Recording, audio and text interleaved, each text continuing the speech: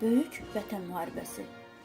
Rusiya və keçmiş postsovet ölkələrində 1941-1945-ci illərdə İkinci Dünya müharibəsi dövründə Sovet İttifaqının Almaniya və onun müttəfiqlərinə qarşı apardığı müharibə.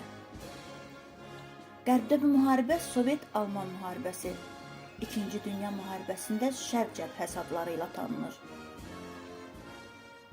SSR kimi nəhəng bir imperiyanın tərkibindəki Azərbaycan, Almaniyanın Sovetlər ölkəsinə olan təcavüzünə biganə yanaşa bilməzdi. Vurulmuşam sən senin imanın, heç sabaha yoxdur inan imanım. Bir də gördün gəlib sattı zamanım, çağırdı eller gedərəm davaya, ol mənə dilbər gedərəm davaya.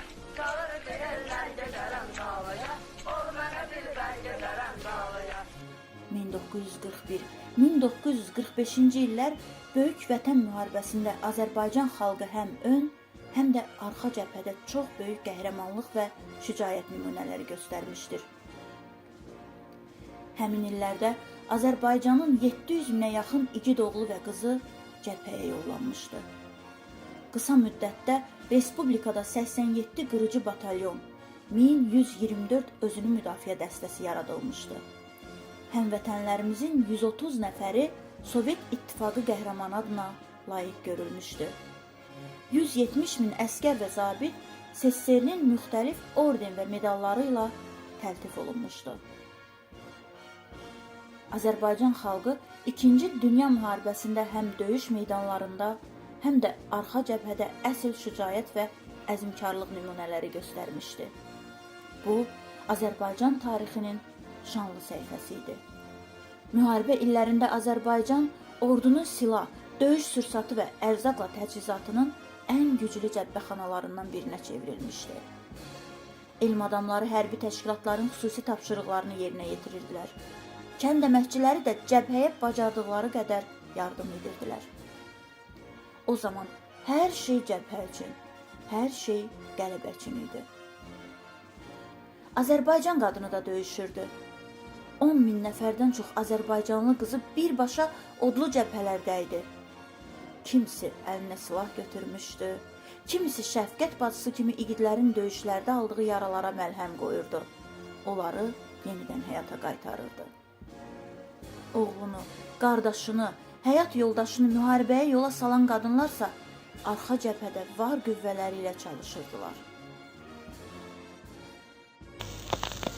8 мая 1945 года в Берлине представителями германского верховного командования подписан акт о безоговорочной капитуляции германских вооруженных сил. Великая Отечественная война, которую вел советский народ против немецко-фашистских захватчиков, победоносно завершилась. Müharibə bitəndən sonra bütün post-sovet respublikalarında olduğu kimi Azərbaycanda da ədəbi mədəni, iqtisadi sıçrayışlar baş verdi. Müharibə mövzusunda kitablar yazıldı, mahnılar bəstələndi, rəsm əsərləri, filmlər çəkildi. Uzaq sahillərdə, onun böyük ürəyi, onu bağışlamaq olarmı? Bizim küçə, mən ki gözəl deyildim, şərikli çörək, bizim Cəbiş müəllim, müharibənin 1001-ci gecəsi, tütəy səsi, sizi dünyalar qədər sevirdim bədii filmləri, onlarla sənədli, qısa metrajlı filmlər çəkildi. Böyük Vətən müharibəsinə həsr edilən kitablar bugünümüzdə də davam edir. Belə əsərlərə örnək olaraq yazıcı İradə Aytelin partizan Mirdamət Seyidovun döyüş yollarına həsr etdiyi Partizanın Acı Həqiqətləri kitabının adını çəkə bilərik. Ölü daşınana tustaqlar idi. Başqası döydü. O tustaqlar səhərlər gəlirdi, lafeti gətirirdi. Daxavın ortasında açıq yol var idi. Belə, deməli, belə baraklar düzülübdü. Bu tarafından belə baraklar düzülübdü. Burada yoldur. Gəlib barakın qapısı burada ikisinin arasında saxlayıblar qapıdır. Buranı bağlayıblar. Buradan girirlərdi otaqlara, baraklara. Görürsən ki, donub ölübdür. Bir yerdə bir adam yatır, iki adam yatıb, biri ölüb, biri diri qalıbdır. ayağına tur salırlar yerə, sürüyüb aparıb, lafetə yığıb aparırlar da krematorda yandırırlardı. Böyük Vətən müharibəsində Azərbaycan təkcə nefti, döyüşən oğulları ilə deyil, sözü ilə də vuruşur, orduya dəstək olurdu. Səməd Vurğunun Ananın öyüdü, Əhməd Cəmilin Can nənə bir nağıldır, Rəsul Rzanın Bəxtiyar, Məmməd Arazın Müharibə olmasa, İsa İsmailzadənin Güllələr demədi, Süleyman Rüstəmin Ana və Poçtalyon şeirləri döyüşən misralarıydı. 4 ay vardı ananın, gözləri yol çəkirdi. Başqa bir dərdi yoxdu, oğul dərdi idi dərdi. Sorurdu balam hanı, hər cəbhədən gələndən. Ondan xəbər gəlmir, xəbər gəlir öləndən. Yerə mi batdı oğlum, göyə mi çıxdı oğlum, bəlkə mən yanılmışam, əzəldən yoxdu oğlum. Bahadur Fərmanın misralarındakı yolları gözümün içindən çəkin, görüm hansı yolla qayıdır balam deyən analar oğul yolu gözləyə-gözləyə dünya ilə vidalaşdılar. Ataların beli oğul dərdindən biraz da büküldü. Gəlinlərin qara günlərinə bənzəyən hörükləri ağ gün geyindi, dümağ oldu. Balalar müharibədən gələn qara kağıza bükülmüş talihlərinə boyun əydilər. 9 may, oğlu döyüşdən dönən anaların, ataların, bir qolu ilə balasına sarılan ərlərin, ərənlərin, başındakı qara örpəyi çıxaran gəlinlərin bayramıdır.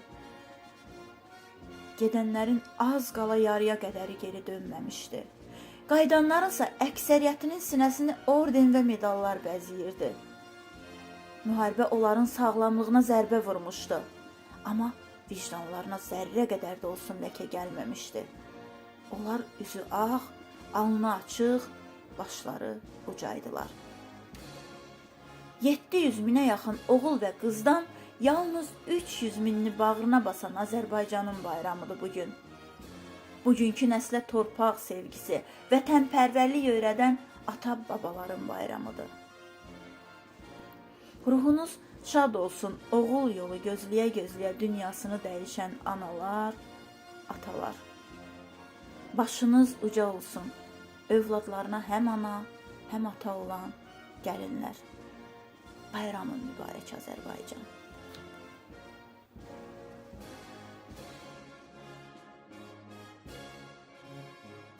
İkinci Dünya Müharibəsində 1941-45-ci illərdə Böyük Vətən müharibəsində və bu müharibədə Alman faşizminin, Hitler faşizminin üzərində qələbə çalınmasında Azərbaycan xalqının da, Azərbaycan Respublikasının vətəndaşlarının da Azərbaycan Respublikasında böyük rol olmuş, onun böyük payı var.